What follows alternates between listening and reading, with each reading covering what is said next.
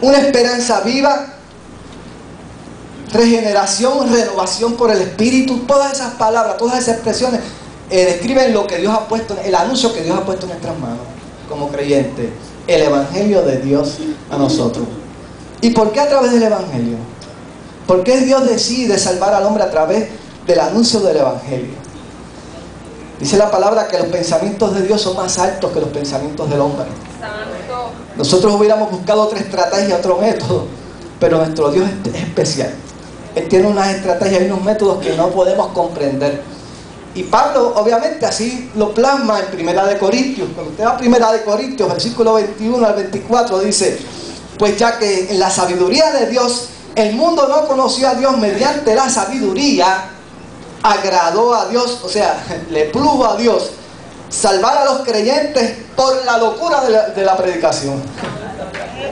Él lo decidió.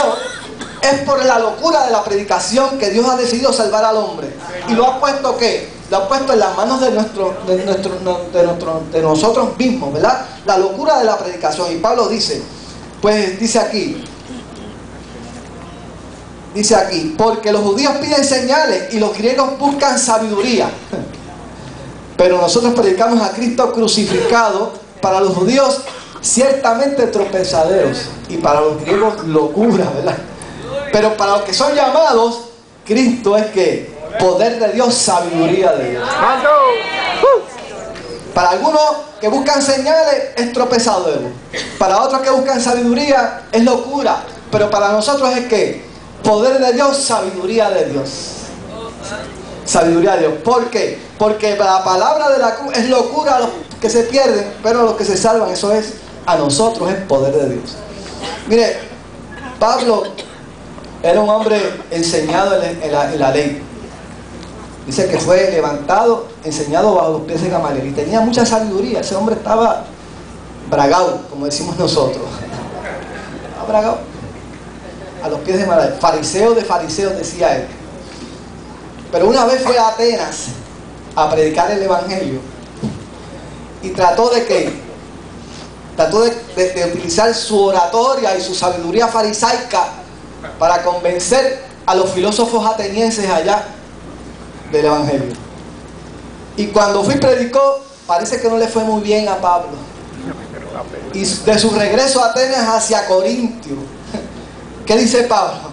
Dice: así que, hermano, después de esa experiencia que tuve en Atenas, he decidido de ahora en adelante, dice la palabra, que cuando fui a vosotros, dice, así que, hermanos, cuando fui a vosotros para anunciaros el testimonio de Dios, no fui con excelencia de palabras o de sabiduría.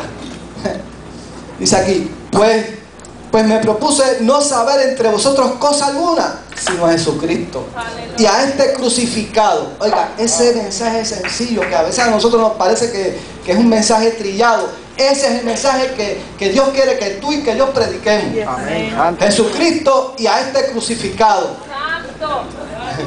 Jesucristo y a este crucificado. Y dice Pablo, y estuve entre vosotros con debilidad y mucho temor y temblor, como yo estoy ahora.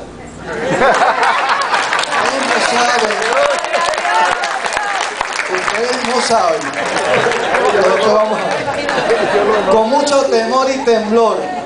¿Ah? Y ni mi palabra y ni mi predicación fue con palabras persuasivas de humana sabiduría, sino con demostración del Espíritu y de poder. ¿Para qué? Porque Pablo sabía que a lo mejor él predicaba el mejor sermón en Atenas, pero ¿qué? Pero esa fe iba a estar fundada que en la sabiduría humana. Y él sabía que ese hombre o esa mujer que se convencía de lo que Pablo decía no iba a durar mucho. Pero el que responde al evangelio sencillo, al evangelio de la cruz, ese va a permanecer. Ese permanece porque responde a la palabra del poder de Dios. ¿Eso es así? Nosotros no lo podemos entender, pero ese es el mensaje que llega. El mensaje de la cruz es el mensaje que llega y es el que tenemos que predicar. Es un mensaje sencillo, pero y reta a la lógica humana, a la razón humana. Pero es accesible a todo hombre y a toda mujer. Es accesible a todo. Y ese es el mensaje que Él quiere que nosotros prediquemos. Y cuando usted busca, ¿en dónde usted puede buscar? ¿Dónde es que está con más claridad escrito el Evangelio? Voy a la carta de Pablo a los romanos. Es en la carta de los romanos donde Pablo realmente describe el evangelio de la forma que es. Porque Pablo tenía un deseo tremendo de visitar esa iglesia. Esa iglesia era una de las únicas iglesias que Pablo no había fundado. Esa iglesia se había fundado de otra forma. Si usted quiere saber, pues tiene que venir al estudio de los martes.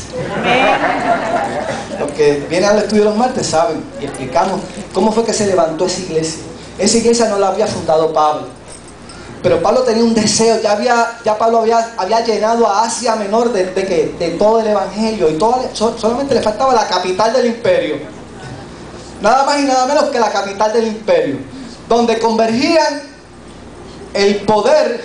Ahí se le daba culto al poder. Imagínate, Roma, la capital del imperio. Y allí convergía el poder y convergía ¿qué? La sabiduría de los filósofos griegos. Todo ahí convergía en Roma.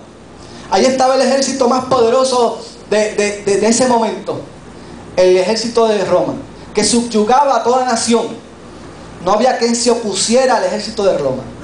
Y Pablo deseaba llevarle una palabra a los romanos, y sabía que esos romanos tenían que estar ¿qué? Tenían que estar seguros de lo que habían recibido, del evangelio que habían recibido.